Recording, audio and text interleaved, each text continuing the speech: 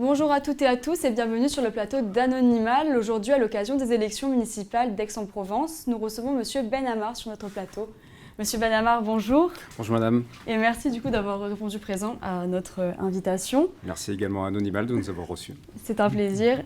Vous êtes donc candidat aux élections municipales d'Aix-en-Provence pour cette année 2026 et vous vous présentez du coup le parti Révolution écologique pour le vivant avec votre liste intitulée Aix-en-Provence, ville vivante et populaire.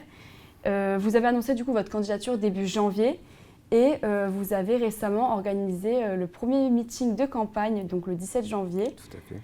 Ma première question du coup, Monsieur Ben Amar, c'est en quoi était-ce important pour vous d'être le premier, si ça l'était en tout cas? Est-ce que vous attendiez des retombées spécifiques en organisant en premier un meeting de campagne? Non, c'était pas du tout prémédité. D'accord. Notre engagement, c'est un engagement naturel. Donc nous travaillons depuis de nombreuses années et de nombreux mois pour effectivement faire évoluer la ville d'Aix-en-Provence. Et au fur et à mesure, donc, nous avons défini un calendrier, une stratégie qui était constituée de rencontres avec les habitants au préalable, rencontres avec le tissu associatif.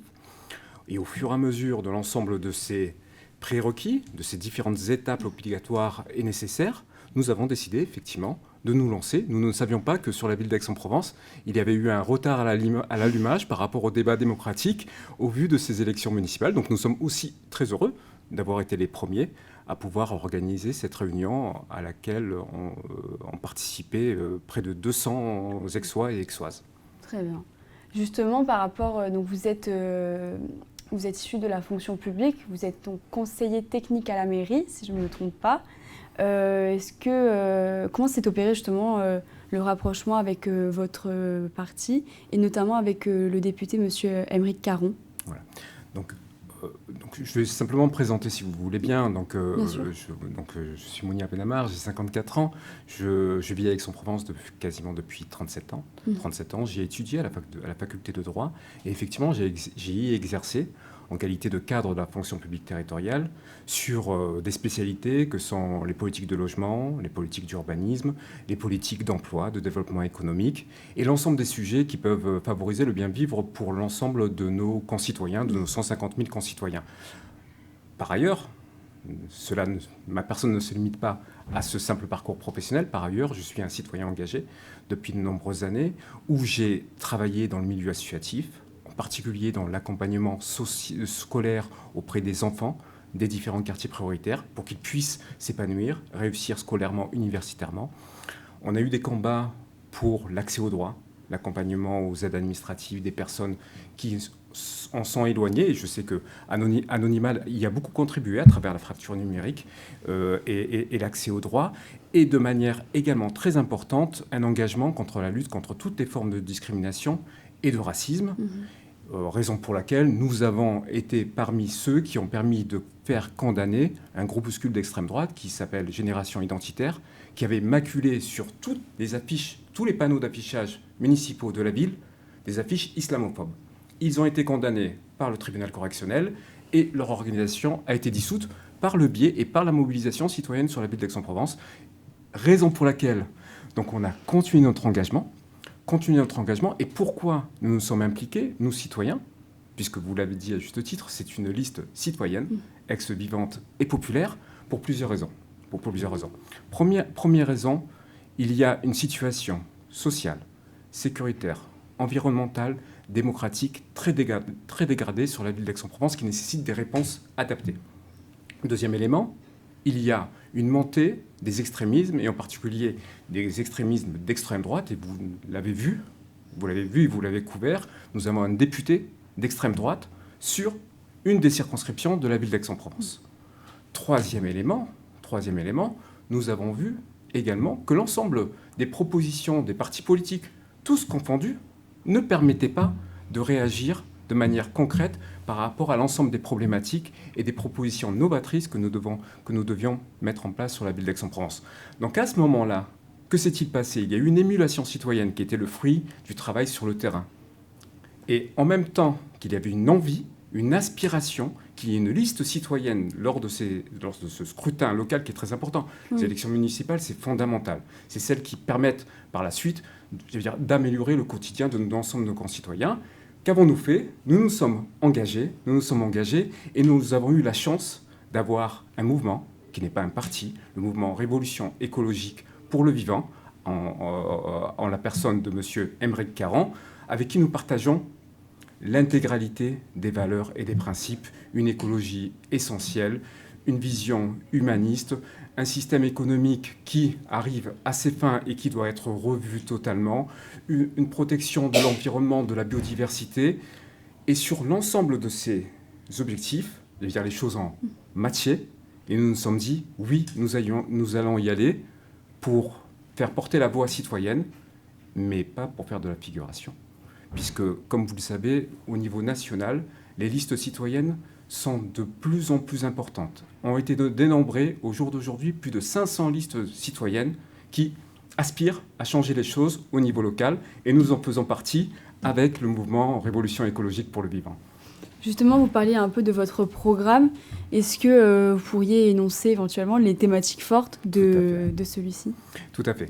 Donc, notre programme, qui, je ne sais pas si la caméra peut le voir, voilà. Donc, notre programme a été élaboré avec les habitants. Donc, nous avons fait des rencontres populaires, aussi bien à Luynes, au Pont de l'Arc, à Corcy, en Cagnane, au Jas de Bouffant, et nous avons recueilli les besoins. Nous avons recueilli les besoins. Sur la base de ce recueil de besoins, nous avons élaboré un programme qui va être porté à connaissance dans les jours à venir d'une 20aine de pages, avec, de manière synthétique, 10 priorités, une centaine de mesures pour faire changer les choses. 10 priorités, une centaine de mesures, sur la base des besoins exprimés, sur la base d'une analyse qui a été faite par aussi des experts, des spécialistes, sur l'ensemble de ces dimensions. Un programme qui va être chiffré, puisque notre but, c'est de proposer des mesures réalistes, concrètes, avec une déclinaison à court terme, à moyen terme et à long terme. Donc l'objectif est celui-ci, et que bien entendu, nous avons des marqueurs très forts, très forts. Si vous voulez bien, ce qui a nourri nos travaux, notre réflexion et l'élaboration de notre programme, c'est qu'au jour d'aujourd'hui, sur la ville d'Aix-en-Provence, la vie est de plus en plus chère. Se loger devient complètement inaccessible. Il y a des problématiques au niveau de la pollution, de la congestion au niveau des transports, et une tension démocratique qui est visible, avec des exercices de la citoyenneté qui ne sont pas suffisamment développés. Donc, premier point, c'est le pouvoir d'achat et le fait de pouvoir vivre dignement. Donc, en premier lieu, donc parmi toutes les mesures, nous allons baisser les impôts locaux. Les impôts locaux sur la ville d'Aix-en-Provence, puisqu'il sera nécessaire de permettre que le pouvoir d'achat puisse respirer et donc minimiser quelques dépenses contraintes. Je prends l'exemple des impôts locaux. Sur la ville d'Aix-en-Provence, les impôts locaux, et en particulier la taxe foncière a augmenté de plus de 25% entre 2022 et 2025. 25% entre 2022 et 2025. Dans cette augmentation, il y a la part communale qui a augmenté de plus 13%, et la taxe sur les ordures ménagères, qui est également collectée à travers cet impôt, qui a augmenté de 49,6% en l'espace de 3 ans. Pensez-vous qu'il n'y a pas eu d'augmentation des impôts? Nous, on dit non, il y a eu une augmentation des impôts. Pensez-vous que le service d'enlèvement des ordures ménagères sur Aix-en-Provence est beaucoup plus qualitatif qu'il l'était en 2022, avec un taux moins important qu'aujourd'hui, avec une augmentation de 49,6%? Nous disons non. Donc, gel et baisse des impôts, gel et baisse également des tarifs des services publics locaux. Puisqu'il y a aussi des impôts indirects. Donc il y a les impôts directs et les impôts indirects. Et lorsque, pour différentes raisons, vous devez faire appel à un service municipal, vous payez. Et ces tarifs ont augmenté. Le tarif des services funéraires. Les tarifs des services funéraires ont explosé. Pour pouvoir avoir un caveau à la ville d'Aix-en-Provence, il faut avoir de très très bons revenus.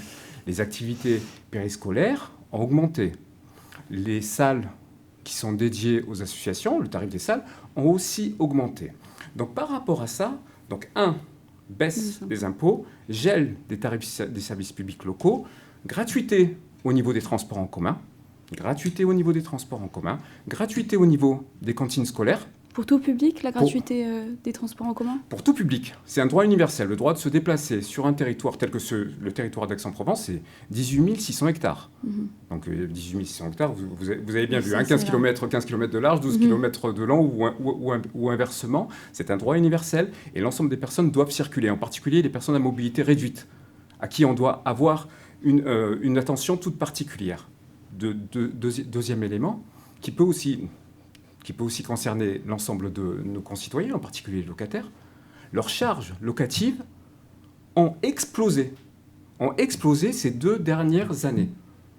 Et vous connaissez, il y a 15 000 logements sociaux, et vous avez une grande partie de la population qui voit sa facture au niveau des charges exploser. Je ne parle pas à un moment donné des factures énergétiques, je parle simplement de ce qui peut être du ressort de la ville par le biais de ses relations avec ses bailleurs sociaux. Et nous demanderons un audit généralisé de l'ensemble des charges locatives qui ont été facturées à l'ensemble de nos locataires sur la ville d'Aix-en-Provence.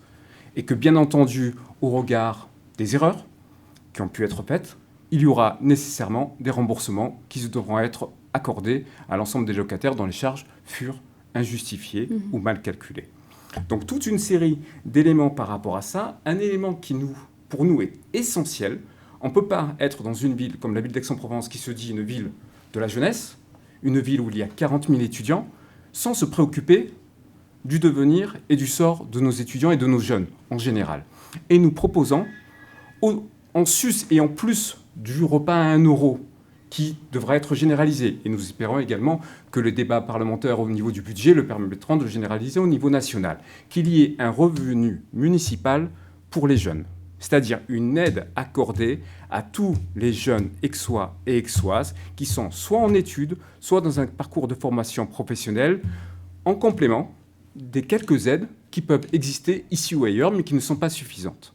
Puisque la précarité est très importante au jour d'aujourd'hui, parce qu'on a un peu l'image de la ville d'Aix-en-Provence, une ville riche. Ville d'Aix-en-Provence, 15% de pauvreté. 15% de pauvreté, c'est-à-dire qu'il y a 20 000 personnes, comme vous et moi, qui vivent en dessous du seuil de pauvreté. 30% des jeunes, des étudiants, n'arrivent pas souvent à se loger, bien sûr, vu le coût du loyer, quelquefois à se soigner, et bien souvent sautent des repas. Donc la précarité est importante et elle ne touche pas que les personnes à revenus modestes, elle ne touche pas que les jeunes en précarité, elle touche aussi les retraités qui ont des petites retraites et elle touche aussi maintenant les classes moyennes. Donc, dans ce cadre-là, il faut que nous puissions faire en sorte que la ville puisse être une ville où l'ensemble des personnes aient des revenus pour s'épanouir, puisque l'épanouissement ne se limite pas simplement à l'emploi. Il faut aussi vivre en famille, accéder aux loisirs, être dans un territoire, une cité où la communauté et le vivre ensemble sont au rendez-vous. Très bien. Écoutez, merci pour ces... Ça, c'est le premier point. C'est le premier point. C'est le premier point. Après, par la suite, il y en a 10 autres. Le logement. Le logement, par rapport au logement, il y a une grosse problématique au niveau du logement sur la ville d'Aix-en-Provence. Vous n'êtes pas censé ignorer que la ville d'Aix-en-Provence paye des pénalités tous les ans, jusqu'à 1 million d'euros. Donc, il manque 2700 logements sociaux. Donc là, à ce niveau-là, c'est construction massive de logements pour les étudiants. Et quelles seraient du coup les autres thématiques? Donc, le logement, la sécurité. Alors la sécurité, la ville d'Aix-en-Provence a un budget pour la sécurité de plus de 11 millions d'euros. Donc on pourrait se dire qu'avec un budget aussi important, les infractions, la délinquance devraient diminuer. C'est le contraire. Sur la ville d'Aix-en-Provence est la ville où il y a le plus de cambriolages en France, avec plus de 1646 cambriolages en 2025. Tout quartier confondu, vous allez sur le terrain, tout le monde vous parle de ça. Trafic des stupéfiants, explosion des trafics de stupéfiants, mais pas simplement le trafic de stupéfiants, mais aussi l'usage de stupéfiants. Plus 95% ces dernières années. Les violences sexuelles, et en particulier les violences sexuelles dont sont victimes les femmes, ont augmenté. Donc il est nécessaire, sur la sécurité, d'avoir une politique claire qui s'allie sur 2 jambes. 1, la sécurité, 2, la prévention. Donc il faut regénéraliser et redéployer les polices de proximité dans tous les quartiers. Il faut qu'il y ait du bleu, comme votre pull vert, dans tous les quartiers et villages de la ville d'Aix-en-Provence. Il faut qu'il y ait une antenne de la police municipale qui soit créée au niveau du Jas Bouffant, Les locaux sont disponibles à côté de la Maison de la Justice et du Droit. Et il est nécessaire également qu'il y ait des éducateurs de prévention en nombre important pour accompagner notre jeunesse qui peut être en risque de marginalisation. Donc, pouvoir d'achat, logement, sécurité. Et pour les 7 autres, peut-être un peu plus exhaustifs. Alors, pour les 7 autres, de manière... La propreté. La propreté. La propreté, non, mais arrêtons-nous quelques secondes à un moment donné sur la propreté. Une grosse problème. Je vous parlais des taxes sur les ordures ménagères. Nous payons à un moment donné des montants pharaoniques par rapport à cela. Et lorsque vous allez sur le terrain, tous nos concitoyens nous disent il y a des rats de partout. Les encombrants se multiplient, aussi bien dans les quartiers qu'à l'Arbois. Il y a des déchetteries à ciel ouvert actuellement sur Aix-en-Provence.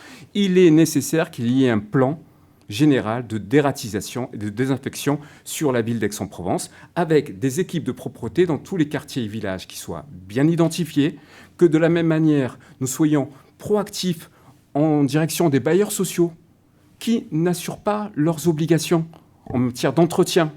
Et ceux qui n'honoreront pas et ne respectent pas leurs obligations, ne pourront pas bénéficier de l'exonération sur la taxe foncière sur les propriétés bâties. Parce que cette exonération pour les bailleurs sociaux est liée à un bon entretien du territoire. De la même manière, nous ferons aussi la chasse au logement insalubre. Nous généraliserons le permis de louer. Actuellement, il n'existe que sur la résidence des facultés. Mais que dire des logements insalubres qui sont en centre-ville? Que dire de ces logements-ci ou dans d'autres endroits? Donc il faudra le généraliser, ce qui implique que nous ayons en notre sein, dans nos effectifs municipaux, un véritable service de l'hygiène et de la sécurité qui puisse faire les contrôles en bonne et due forme et interpeller, alerter, avertir les marchands de sommeil qui utilisent quelquefois et bien souvent la détresse de nombreux concitoyens qui ont du mal à se louer et qui utilisent les premières offres qui leur sont demandées. Voilà, donc ça c'est ce premier point, ce quatrième point. Cinquième point, environnement et transport. Moratoire sur le projet de la ZAC de la Constance. Moratoire. C'est un projet qui va complètement détruire le paysage naturel et agricole de la ville d'Aix-en-Provence avec une urbanisation de 40 hectares sur un domaine de 90 hectares. Les infrastructures ne suffisent pas. 3800 logements à cet endroit n'est pas possible. Nous proposons au contraire que cet espace-ci, et comme l'ensemble des terres agricoles et naturelles de la ville d'Aix-en-Provence, ne soit pas bétonisé. C'est zéro bétonisation. Et en même temps, sur la Constance, en lieu et place de mettre en œuvre ce programme gigantesque, faire en sorte que le Muséum d'histoire naturelle, comme l'ont souvent suggéré de nombreuses associations en la matière, puisse y voir le jour, puisque nous avons des problématiques pour essayer d'implanter le Muséum d'histoire naturelle. Donc, un muséum d'histoire naturelle dans un espace naturel avec un décor de ce type aura beaucoup plus de sens que cet étalement urbain, puisque les professionnels de l'urbanisme nous disent il faut arrêter de faire de l'étalement urbain. On peut densifier dans des zones où la ville est déjà constituée, est déjà élaborée, et même dans le centre-ville. Et en même temps, ça permettra aussi de remettre en action et dans le marché immobilier des logements qui sont vacants. Donc, excusez-moi, permettez-moi. Oui. Du coup, ça c'est le programme politique. Il est accessible via vos réseaux sociaux, j'imagine. Oui. Concernant la composition de votre liste, donc j'imagine que là c'était... Oui, bien sûr. Si vous me permettez, deux choses. L'éducation est fondamentale. L'éducation est fondamentale. Donc vous n'êtes non loin. Donc le collège du Jazz-Bouffant, vous le connaissez. Oui. Voilà. 167e sur 180 au niveau départemental, au niveau du classement. Une ville estudiantine, une ville d'excellence, une ville qui favorise à un moment donné l'épanouissement des uns et des autres. Et nous avons nos enfants qui ne réussissent pas à l'école de la République. Donc un renforcement de l'école publique, des aides de la ville d'Aix-en-Provence de manière beaucoup plus importante pour éviter qu'on ait ce type de constat par rapport à ça, parce que ce n'est pas exemplaire et ce n'est pas à l'image de la ville. Donc l'obtention d'un label cité éducative sur la ville d'Aix-en-Provence, un accompagnement scolaire renforcé, et aussi la mise en place de l'école de la deuxième chance au Jazz-Bouffant dans les anciens locaux du CFA. Et ça, c'est très important. Il faut dire à notre jeunesse qu'elle a un avenir sur la ville d'Aix-en-Provence et ne pas faire en sorte soit qu'elle ne puisse pas y habiter, soit qu'elle ne puisse pas y réussir. Donc ça, c'est le point. L'éducation, la jeunesse, la santé, bien entendu, avec des maisons médicales pluridisciplinaires dans certains quartiers où il y a une offre de santé qui n'est pas du tout suffisante, où on peut considérer que c'est un désert médical. Donc au Jazz-Oufan, il y a également ça. L'emploi, le développement économique est fondamental, avec le soutien à l'économie sociale et solidaire, le fait aussi de pouvoir héberger des jeunes entrepreneurs dans des incubateurs, dans des tiers-lieux économiques sur ce volet-là, et également la requalification des centres commerciaux de proximité, tels que le Valcro ou tel qu'au niveau du village des Luynes. Et pour finir sur ce programme et ces enjeux, il y a un fort volet sur la démocratie et la lutte contre toutes les formes de discrimination. Donc, une aide beaucoup plus importante à notre tissu associatif. La création d'une maison de l'habit associative. Une aide aux associations qui œuvrent au quotidien pour subvenir aux besoins des populations les plus en difficulté. Petit exemple, subvention à la Croix-Rouge, 159 000 €. Cette subvention n'a jamais augmenté depuis des dizaines d'années. Elle est toujours restée en l'état, alors que la pauvreté, au jour d'aujourd'hui, est de plus en plus importante. Il va falloir qu'il y ait une équité et une transparence dans l'attribution des subventions pour faire en sorte qu'il y ait ce vivre ensemble. Et troisième point sur ce volet-là, qui est celui des droits fondamentaux, c'est le fait qu'il y ait une maison municipale de lutte contre le racisme, l'antisémitisme et toutes les formes de discrimination. Et toutes les personnes qui seraient victimes de ces infractions qui sont pénales devraient être accompagnées par la ville d'Aix-en-Provence. La ville d'Aix-en-Provence se constituerait partie civile lorsque ces infractions seraient observées. Et dernier point, c'est celui des principes fondamentaux de la République, et en particulier le principe de la laïcité. Vous avez dans notre ville de nombreux concitoyens de confession musulmane qui ne peuvent pas exercer leur culte dignement. Au jour d'aujourd'hui, ils l'exercent soit dans des locaux techniques de 20 mètres carrés, Besson, qui est actuellement mis à disposition et loué par un bailleur social, 20 mètres carrés, local technique. Au-dessus de vous, vous avez des tuyaux des réseaux secs et des réseaux usés, 20 mètres carrés.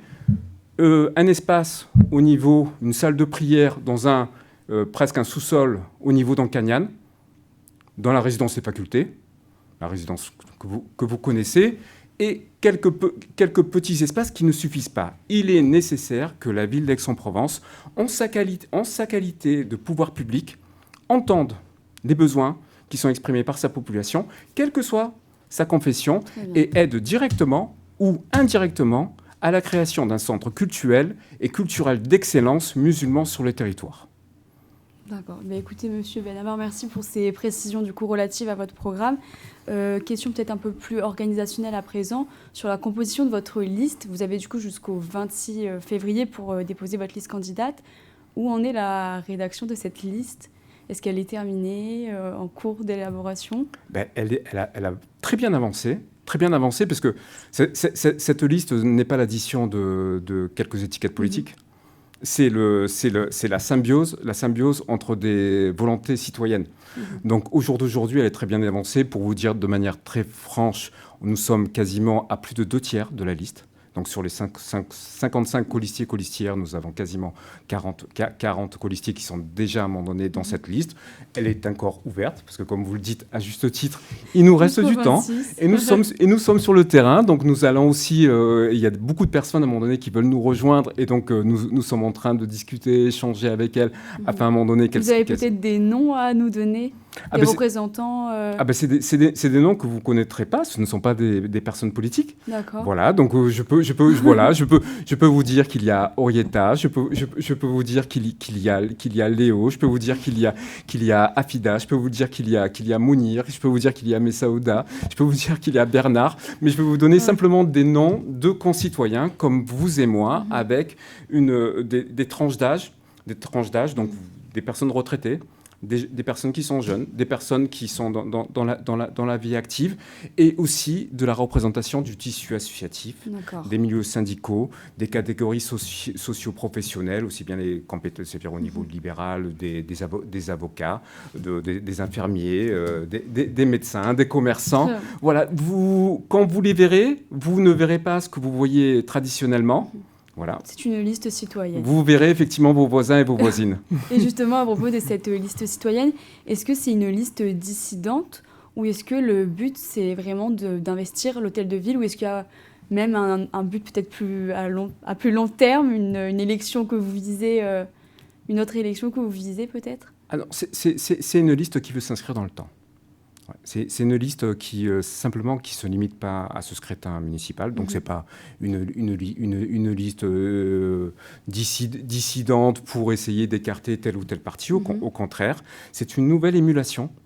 Ce sont de nouvelles voix qui veulent d'ores et déjà s'inscrire avec le souhait de pouvoir peser sur cette élection municipale de manière importante, mais aussi de continuer notre implication citoyenne, notre intérêt à la chose publique dans les années à venir. Et lorsqu'il y aura d'autres scrutins, la même force, peut-être amplifiée, peut-être démultipliée, sera également présente aux différents autres scrutins. Et vous nous retrouverez, pas moi simplement, mais vous nous retrouverez effectivement. Bah écoutez, Monsieur Benhamar, merci beaucoup pour le temps que vous nous avez accordé. On arrive au terme de cette interview. Merci d'avoir répondu présent à notre invitation. Quant à vous, chers spectateurs, on vous retrouve du coup très prochainement sur ce plateau avec de nouveaux candidats. On vous rappelle les dates du 15 et 22 mars 2026 pour les élections municipales à Aix-en-Provence. D'ici là, n'hésitez pas à vérifier si vous êtes inscrit sur les listes électorales via le site des services publics. Dans le cas inverse, vous avez jusqu'au 6 février pour le faire auprès de la mairie. Merci à la régie, merci à vous, chers spectateurs, merci à vous, Monsieur Benhamar, et à très bientôt. Merci à vous aussi, également. Merci, Monsieur Benhamar.